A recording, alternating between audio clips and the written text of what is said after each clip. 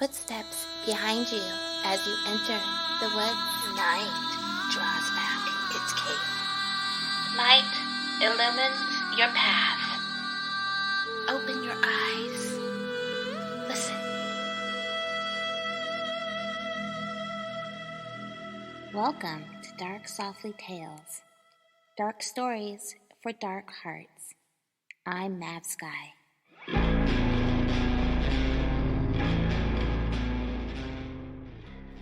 Good evening and welcome to your nightmares. I'm your host, Mav, and thank you for joining me in the final part of this story, Poison Lip Gloss. If you are a brand new listener, please go back to episode 4 where we begin our tale. If you are returning, thank you so much for tuning in and supporting the lovely new creature, birth of 1,000 imaginations, one of which is yours. Fairy tales can be gruesome, and yet we love them. Why is that? I don't know. Maybe it's the shock and horror, or maybe it's the perfect metaphor of the exchange of power between a predator and its prey. As a child, I was obsessed with the Grimm brothers. I enjoyed the Disney versions of fairy tales as well, but the Grimm brothers really spoke to me. I felt they prepared me for how to deal with difficult situations I found myself in. The story I identified with the most is Little Red Riding Hood. There were 2 versions of the ending. The first was when the wolf ate Red Riding Hood and she cut her way out of this wolf's stomach with a knife. And the watered-down version is where a nearby hunter hears the screams and saves Red Riding Hood before the wolf eats her. I always wanted the watered-down version to be true, but I knew the only way out of the belly of the beast was to cut your way out yourself. Little Red Riding Hood has nothing to do with this story, but the violence does. How do the dots connect? This is something I'd like you to ponder as the lights dim and the ending of our fairy tale adventure awaits. Take my hand. I promise not to leave you behind. Let's enter the woods, shall we?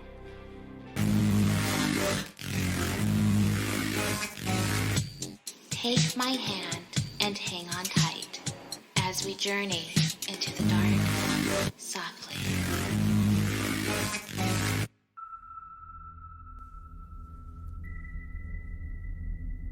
They crept around the side of the house upon the hill, the scarecrow being careful to duck low when moving beneath the windows. Dolly couldn't help but notice how her shadow stretched long and dark across the green grass, the axe over her shoulder. A word alighted in the macabre images of her mind. Executioner. At the side of the house, she glanced up the trellis. Ivy climbed all the way up to a window where a rusted wind chime in the shape of a carousel blew in the wind. The little silver horses tinkled as they spun around and around. Dolly remembered that sound, especially in the dark of night when there was nothing to see but everything to hear. The window was in the little girl's bedroom, the girl who had left her behind. Dolly motioned to the scarecrow to show that she was going to climb up the trellis. He simply nodded back. Dolly stretched out her porcelain arms and grasped onto the trellis when she noticed a tiny crack from her wrist all the way up to her elbow. She frowned at it, then lifted herself up and climbed carefully, knowing that if she fell, she would shatter into 1,000 pieces. Occasionally, she touched the rope used to bound the scarecrow's neck, now securing the axe on her back, to assure herself that it was still there.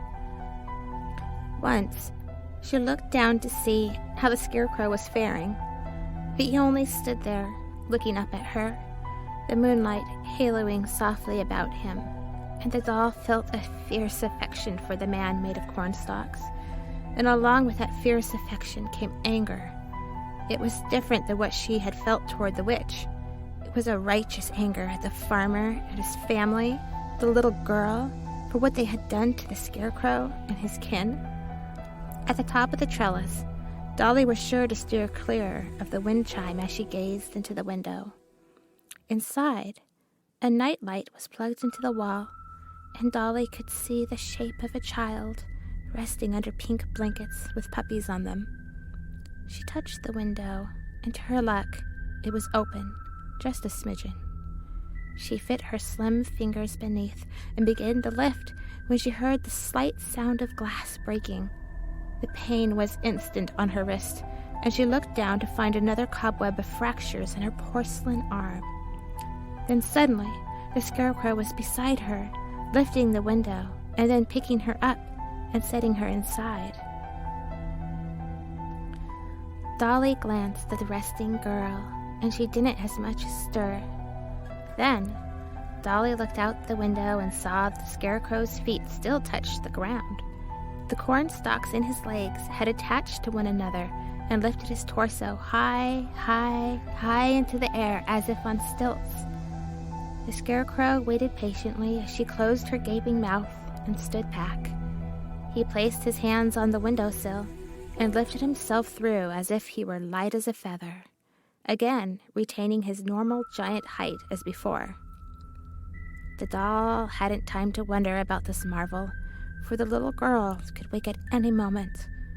She drew the axe from the rope on her back and handed it to the scarecrow, who took it. They tiptoed to the little girl's bed. A fluff of blonde hair peeked out from beneath the pink blanket, and as right as Dolly was about to signal to the scarecrow to swing the axe, moonlight flooded the room and the little girl sighed and turned on her back. Moonbeams revealed secrets that had been hidden away. Dolly looked upon the girl's face. Memories flitted as softly and gently as a newborn chick's downy feathers. The time they had a picnic in the sunshine beneath the apple tree, sitting on the counter, watching the little girl as she and her mother made cookies. The little girl bringing a teacup to Dolly's mouth as the rain pounded outside the window. She remembered other things too. Darker things. Secrets. Hiding in the closet, the little girl's father, the farmer, hit her mother with his belt. The little girl crying when the father also hit the little girl's brother. And later, watching the girl and her mother digging a grave in the garden for the boy. For Tony. Dolly shook her head. This girl was precious.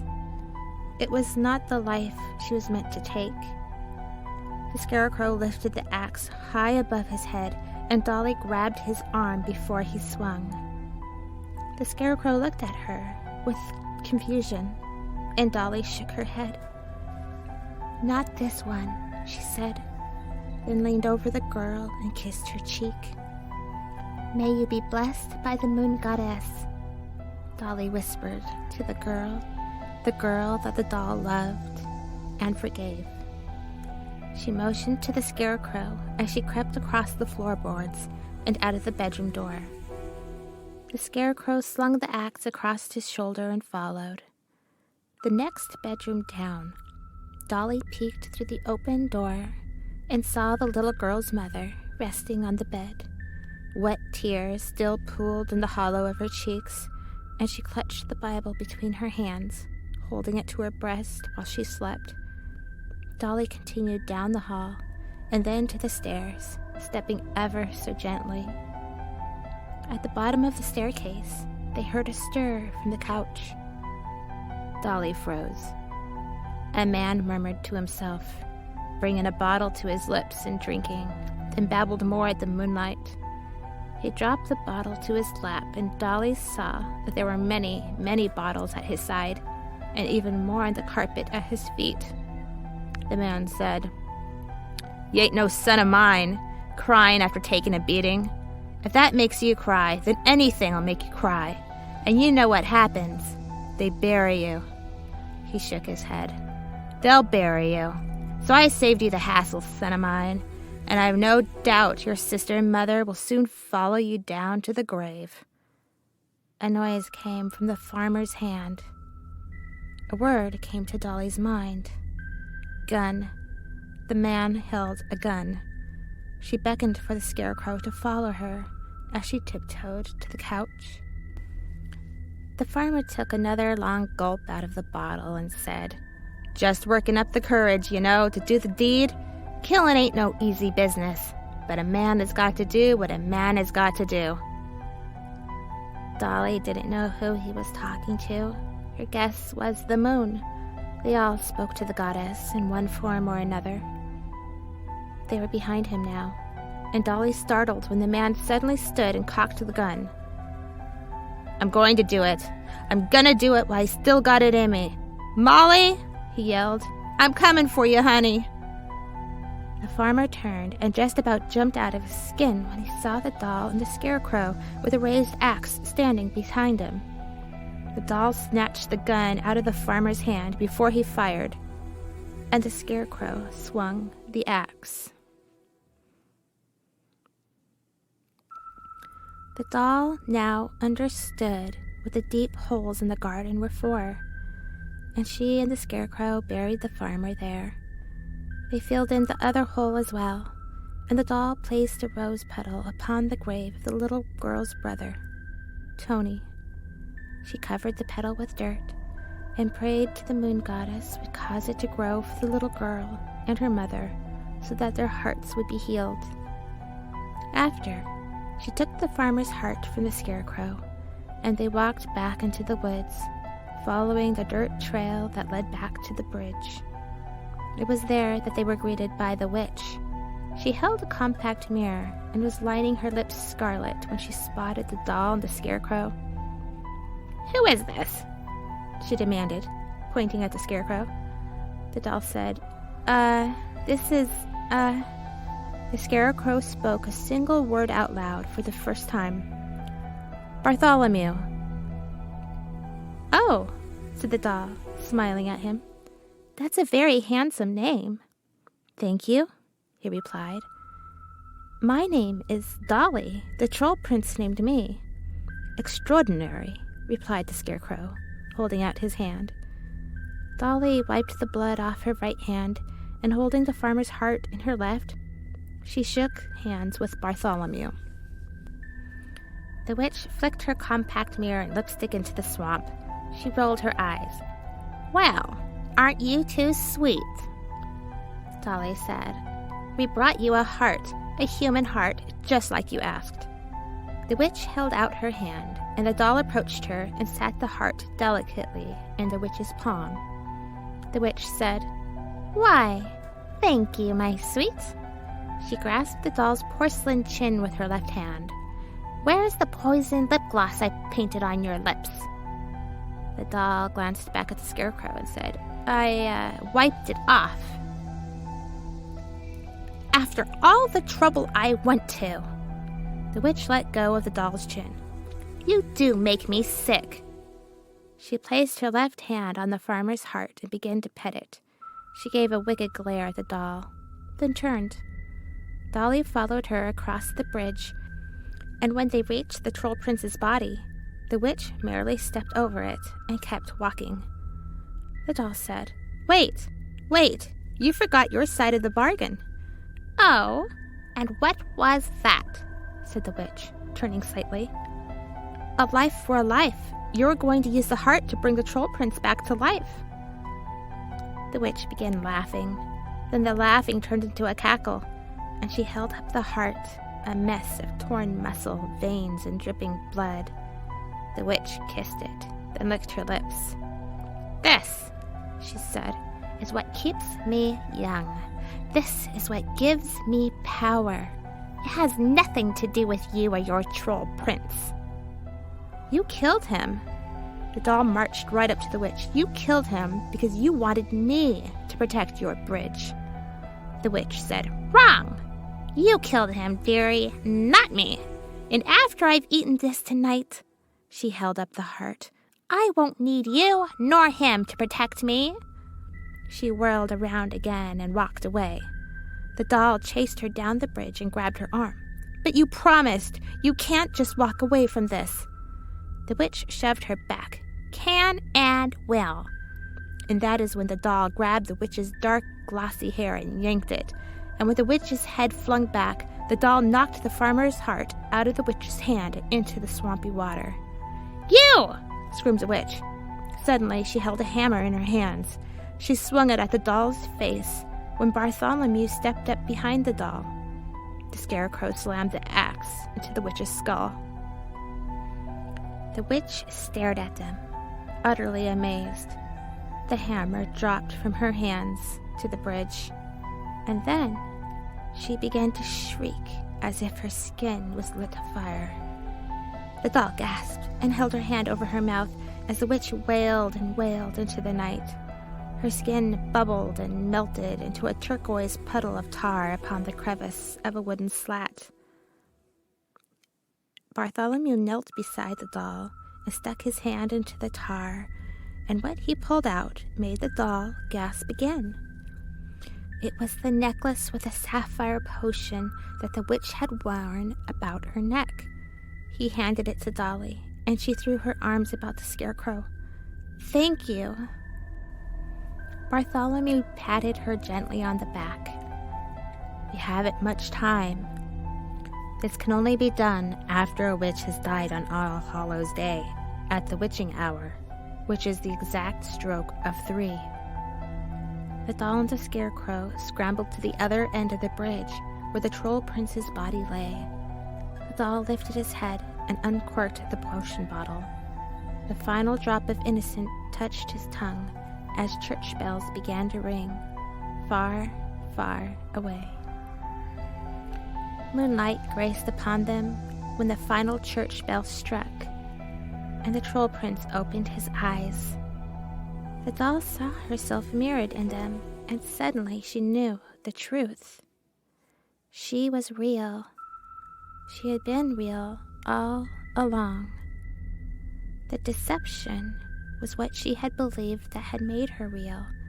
It had nothing to do with skin nor bones, but everything to do with what was inside her heart, inside her mind.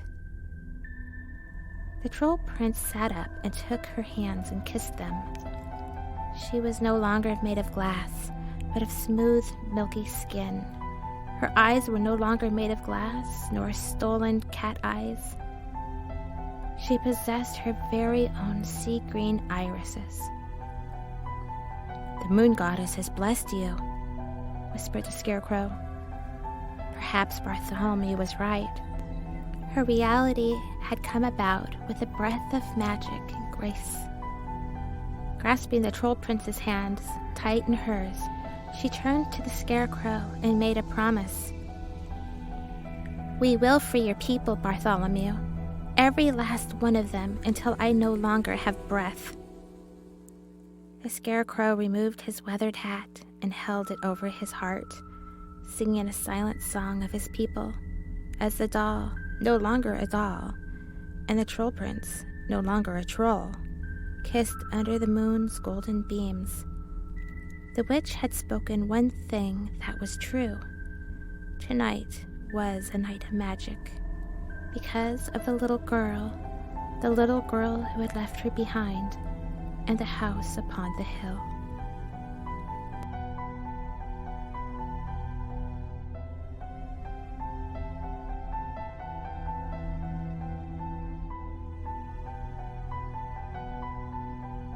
Thanks for tuning into the show.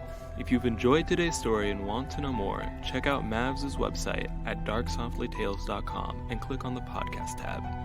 Like Mav on Twitter at darksoftlytales or join her Facebook page at mavsky. Please remember to follow and leave a review on iTunes to keep the podcast going and growing.